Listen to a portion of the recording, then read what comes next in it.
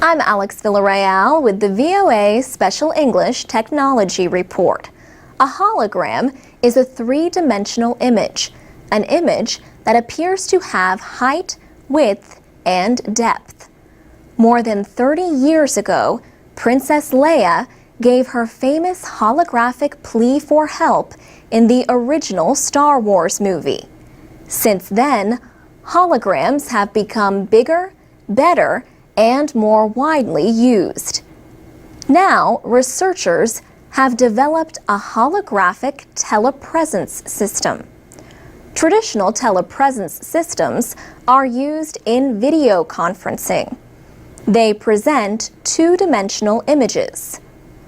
But the new system might be able to send a moving 3D image of a person over great distances and show it in close to real time. Nasser Pegambarian is the lead researcher for the project at the University of Arizona in Tucson. He says holographic technology can make people appear in places where they have never been. With the new system, the image is refreshed so often that it seems to look like a person's natural movement. An important part of the system is a screen that can refresh the holographic image every 2 seconds. The screen is made from a special photorefractive material. In experiments, the researchers placed 16 cameras in a half circle. They took pictures of people from different positions. Then, the researchers sent the images to a different place over the internet. Lasers at the other end received the pictures and produced holographs on the screen. Mr. Pegambarian says the new material permits the images to be continually written, erased, and replaced. He says every image that you want to show only takes 2 seconds to write it, and therefore the next image comes in after that. This allows this system to be used for telepresence, that an object in one location now can be transferred or can be shown in another location in 3D. He says the more cameras and the more pictures that are used, the more realistic the holographic image appears. The researchers imagine their technology being used for things like 3D maps and movies requiring no special glasses. Doctors could use it for telemedicine. But the researchers say their holographic telepresence system is still years away from completion. A report on the system appeared in the journal Nature. For VOA Special English, I'm Alex Villarreal. You can learn about other new uses for 3D technology at voaspecialenglish.com. We'll talk more about telepresence systems next week. This is the VOA Special English Development Report. The World Health Organization is using a new combination of drugs to treat human African trypanosomiasis disease, also known as sleeping sickness. The drugs nifurtimox and eflornithine will be given out in Uganda and the Democratic Republic of Congo. Officials from the Drugs for Neglected Diseases Initiative say the new treatment has fewer side effects. It is also more effective and less costly than the drugs traditionally used. In addition, the new treatment reduces the number of injections needed, and it shortens the amount of time patients must spend in the hospital. Sleeping sickness threatens millions of people in 36 countries in Africa. Most live in poor rural areas. The disease is caused by the trypanosoma parasite. It is spread to humans through the bite of infected tsetse flies. Common signs of sleeping sickness include fever, headaches, extreme tiredness and pain in the muscles and joints.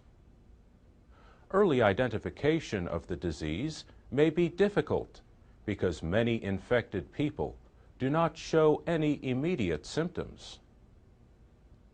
Over time, the parasites invade the central nervous system.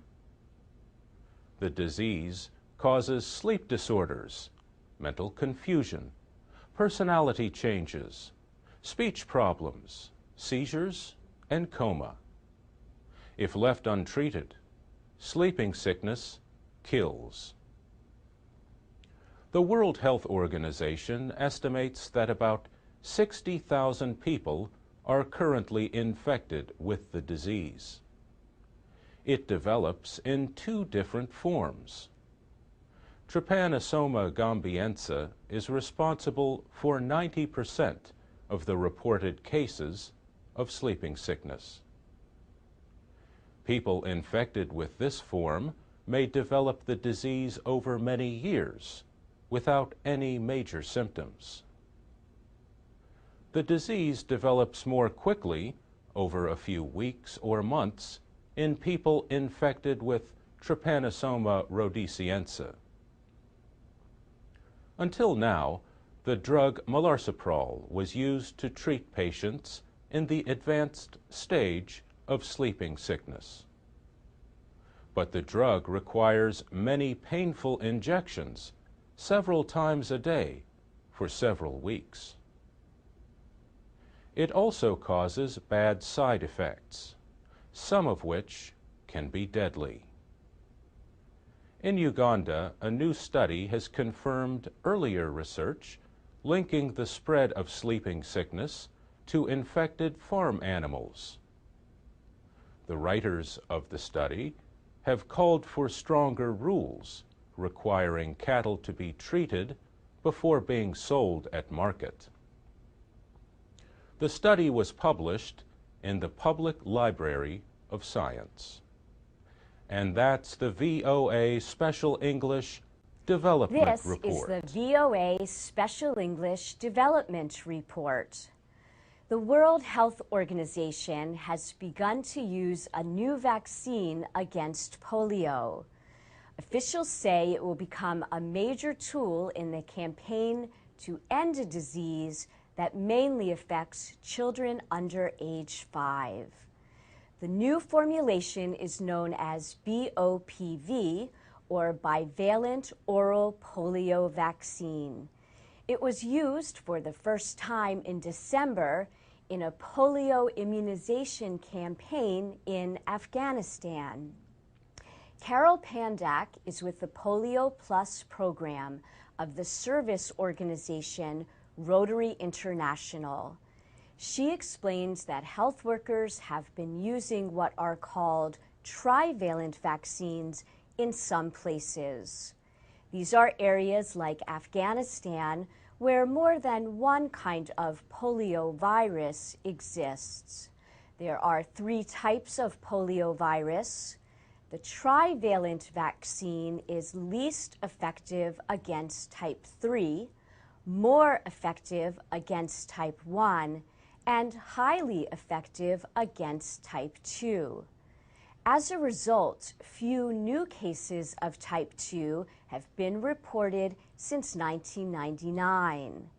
This has led to greater use of monovalent vaccines to protect against either type 1 or type 3 polio. But Carol Pandak says the monovalent vaccine is not enough in areas with both kinds of polio. Rod Curtis at the World Health Organization in Geneva says the new bivalent vaccine solves this problem.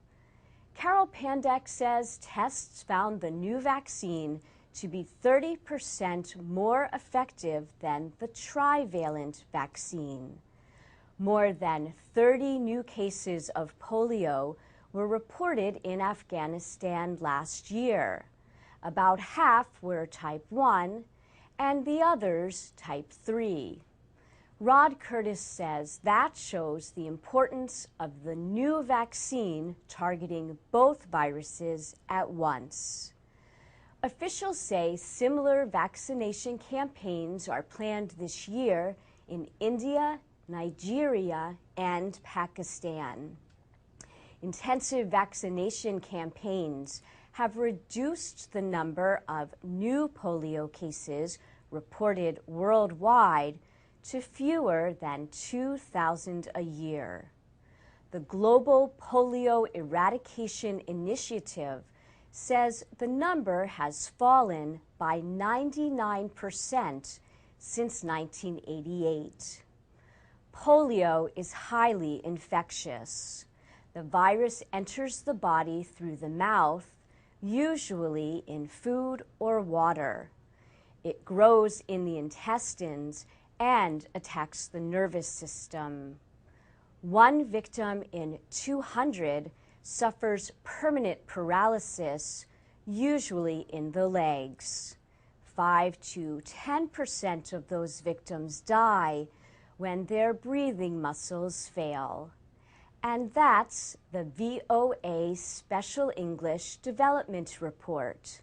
You can comment on our reports at our website, VOA Special English. This is the VOA Special English Technology Report. A new online service offers a simple way to let other people know how to say your name correctly. It lets others hear you say it yourself in your email. Today, more people from different cultures work, live, and study together. Some worry that having a difficult name could limit them. Just ask Sheetal Dubey. She and her husband came to the United States from India 7 years ago. She says, Sheetal is a very common Indian name, and in India, people would just know how to pronounce it. But I've been working here in the US for some time, and I realize people find it hard to pronounce. They haven't heard it before. Ms. Dubey was a user experience consultant for technology companies. She now owns a new company called AudioName. She came up with the idea after doing a presentation with someone she worked with. She says, "My colleague was Mary, and it was very easy for everyone in the room to say, you know, Mary's findings showed this. But it's very difficult to say Sheetal's findings showed this. So that's where this idea really stuck in my head. It's like, you know, what if I just have an audio name and, you know, I put it in my email and they have a chance to hear it before they meet me?" Ms. Dubey presented her idea at a business development conference in Portland, Oregon earlier this year. It won the top award at the event called Startup Weekend Portland. The service is free. Ms. Dubey hopes her idea will help make introductions a little easier. People can put a recording of their name in their email signature, their Facebook page, their LinkedIn account, or their website. The Portland Seed Fund chose her idea as one of 126 startups to receive money and mentoring support from experts. Ms. Dubey left her job to start AudioName.com. The site has been live since the middle of September. Marketing specialist Larry Shigoris is the author of The Secret to Getting a Job After College. He advises people with really difficult names to consider using a nickname in their job search. Sheetal Dubé says she heard advice like that while researching her idea. She thinks a service like AudioName offers a better choice. There are also sites like hearnames.com, where people can learn how to say names from around the world. On our site, voaspecialenglish.com, you can find a link to VOA's own pronunciation guide to names in the news. For VOA Special English, This I'm is Alex the Villarreal. VOA Special English Technology Report. The Obama administration has announced a plan to protect Internet users in the United States. In February, the administration proposed what it calls a Consumer Privacy Bill of Rights. The bill is meant to give Americans more control over their personal information. President Obama said that never has privacy been more important than today in the age of the Internet, the World Wide Web, and smartphones.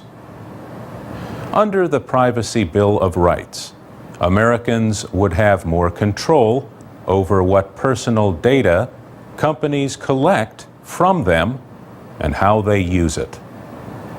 It also would require the companies to be more open about their privacy and security policies. Darren Hayes is head of the Computer Information Systems program at Pace University in New York. He says many countries in Europe and Asia already have online privacy laws in place. He called the proposed legislation in the United States long overdue and a step in the right direction.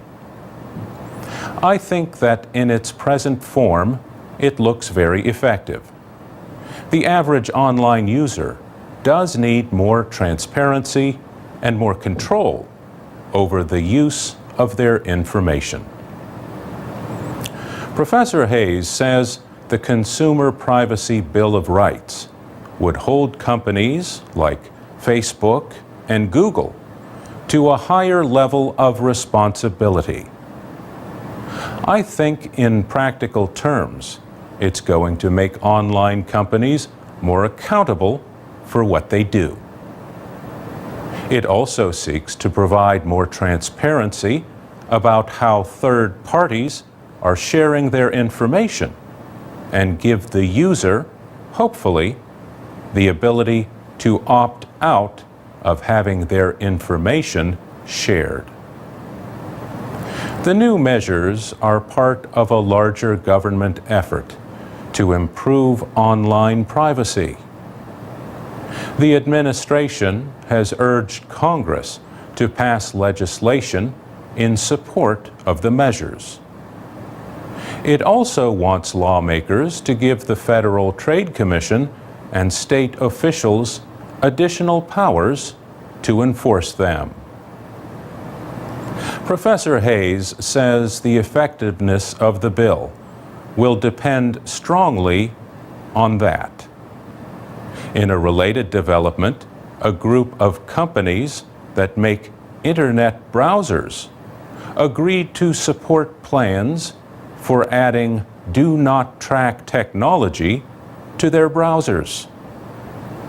The group agreed not to use tracking information to target personalized ads to users who do not wish to be identified. The companies will, however, still collect the information. For VOA Special English, I'm Mario Ritter.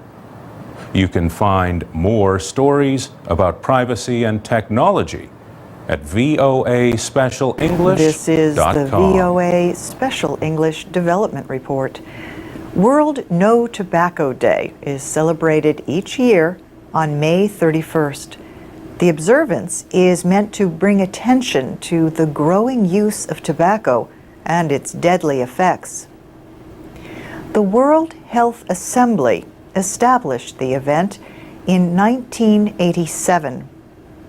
This year, special attention is being given to the harmful effects of tobacco marketing to women and girls. The World Health Organization says tobacco kills nearly 5.5 million people a year, another victim every 6 seconds. Tobacco use is a top cause of deaths worldwide. 1 billion people smoke. More than 80% of tobacco users live in low and middle income countries. The WHO says the tobacco industry has increasingly directed its marketing campaigns at women and girls. Women currently represent about 20% of smokers, but tobacco use among girls is increasing. Data collected from 151 countries show that about 7% of young girls now smoke. That compares with 12% of boys. In some countries, however, the rates are almost equal. Almost 170 countries have signed a treaty called the Framework Convention on Tobacco Control. The WHO is calling on those governments to ban tobacco advertising to the fullest extent possible and to do more to protect women. The agreement seeks to reduce the demand and supply of tobacco products. This year marks the 5th anniversary since the treaty went into effect. 80% of the signers have banned the sale of tobacco products to young people. 70% have required health warnings on tobacco products. The WHO estimates that tobacco use caused 100 million deaths in the 20th century. If current rates continue, that number could reach 1 billion in this century. Events were held in a number of countries to mark World No Tobacco Day. Many of the events were aimed at persuading people, especially the young, not to start smoking. Others aimed to educate people about the many health benefits of quitting. And that's the VOA Special English Development Report. We have a link to a list of activities for World No Tobacco Day on our website, voaspecialenglish.com. And while you're there, tell us if you have been able to quit smoking and what advice you might have for others. You can also post comments on Facebook at VOA This Learning is English. the VOA Special English Development Report. On March 27th at 8:30 at night, all the lights were shut off at the Tokyo Tower in Japan.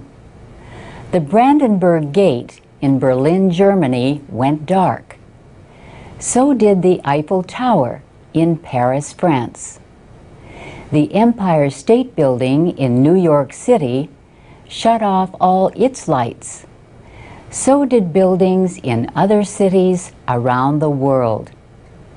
The lights stayed off for 1 hour for an event called Earth Hour. The observance was organized by a conservation group, the Worldwide Fund for Nature, also known as the World Wildlife Fund. For the 4th year, people were urged to turn off their lights for 1 hour to call attention to the issue of climate change. The group says climate change is one of the greatest threats facing wildlife and nature. The first Earth Hour was held in 2007 in Sydney, Australia. Organizers said more than 2,000 businesses and 2 million people took part. Since then, Earth Hour has grown into an international event. People in more than 4,000 cities in 88 countries took part last year. Organizers said more than 100 countries and territories promised their official support this year. This was the first Earth Hour for countries including Kuwait, Qatar, Kosovo, Madagascar, Nepal, Cambodia, and Panama. At least 19 of the 50 American states took part in the 2010 Earth Hour observance. The event organizers said that one of the last states to join was Missouri. Governor Jay Nixon shut off the lights in the dome of the state capitol building. He said, when it comes to saving energy and money, big changes start with small steps, like turning out the lights. Did you turn off your lights to observe Earth Hour? Do you think about what the organizers call your environmental footprint and try to reduce harmful effects? Is climate change a concern for you? Here is a chance to practice your English. Go to our website, voaspecialenglish.com. You can comment on this story and other programs. You can share your thoughts and read what other people are saying. You can also find transcripts, MP3s, podcasts, and caption videos. And that's the VOA Special English I'm Development Alex Report. Villarreal with the VOA Special English Technology Report. A report by the Consumer Electronics Association says electronics were among the most popular gifts bought this holiday season. It also predicted that spending on these devices would set new records. The CEA said consumers were expected to spend an average of about $230 on electronics. This is 5% more than in 2009 and the highest level since the organization began keeping records of holiday spending. Jim Barry is a spokesman for the Consumer Electronics Association. He said the CEA study found that electronics represented 3 of the top 5 things on its holiday gift wish list in 2010. He said notebook computers are at the top, followed by iPads and then e-readers. iPad is a touchscreen tablet computer, and that's really the big player in that category. The computer company Apple began selling its small touchscreen computers in April. People use the touchscreen computers to surf the web, write emails, watch movies, and read books. Since the iPad's release, several other companies came out with their own tablet computers just in time for Christmas. A report from the eMarketer Research Group predicts that worldwide tablet sales will reach more than 81 million in 2012. Still, Jim Barry says these devices faced tough competition from another Christmas favorite. He said, Another hot category right behind that are the e-readers. So you can read on an iPad or a touchscreen tablet, but the e-book readers are less expensive. The Kindle is the market leader there from Amazon. But you also have the Nook from Barnes & Noble and the e-reader from Sony. Jim Barry says modern technology is changing the way people relate and increasing their expectations for their electronic devices. He said, it's really the ability to take your information and entertainment with you just about anywhere, to stay connected to your work and your family. The Consumer Electronics Association report found that iPod music players were also in high demand this holiday season. So were video game systems and digital cameras. But not all of the things on the holiday gift wish list involved electronics.